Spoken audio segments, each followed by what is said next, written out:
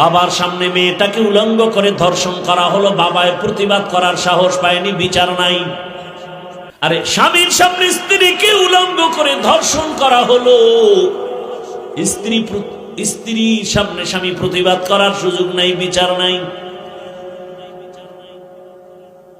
স্বাধীনতার স্লোগান দেন না? আপনারা ভালো হইলে দেশটা বহু আগে ভালো হয়ে যেত।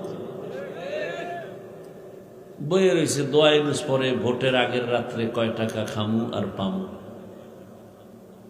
কি ওই পায়খানা খাইতেই হবে ভোটের আগের রাত্রে। আর আসবে তো সেই বরকতের তাহাজ্জুদের টাইমে। এই বরকত থেকে বঞ্চিত হওয়াটা অসম্ভব। কি মা বসে আছে বিক্রি হবে, বোন বসে আছে বিক্রি হবে, বাবায় হিসাব মিলায় কয়জন সদস্য কয় টাকা পেতে পারি। দুঃখ,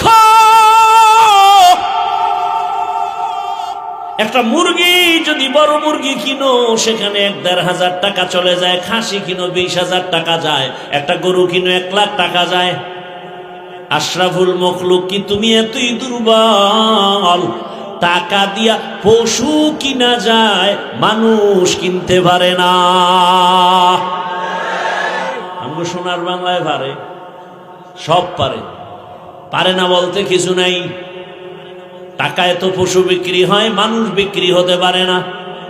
এরপরও যেই মানুষটার চরিত্র পশু থেকে খারাপ, ও বিক্রি হবেই। তবে তার কাছে আমার দাবি হলো, যেহেতু তুমি পায়খানা খাওয়াই, অন্তত তুমি বইলো ভাই আমার মুরগির দামে কিনিস না, আমারে খাসির দামে কিনিস না।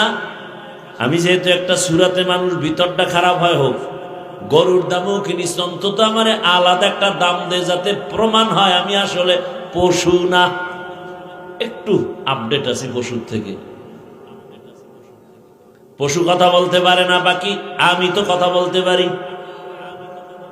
আল্লাহ হেদায়াত দান করুন। রাগ করিয়েন না। কি পরিমাণ আকাম করেন, গজবাইলে তো বাঁচার কথা না। ঘরে ঘরে যৌতুকের গজব। বিয়া মানি একটা সিনেমার অনুষ্ঠান। আল্লাহ হেদায়াত দান করুন।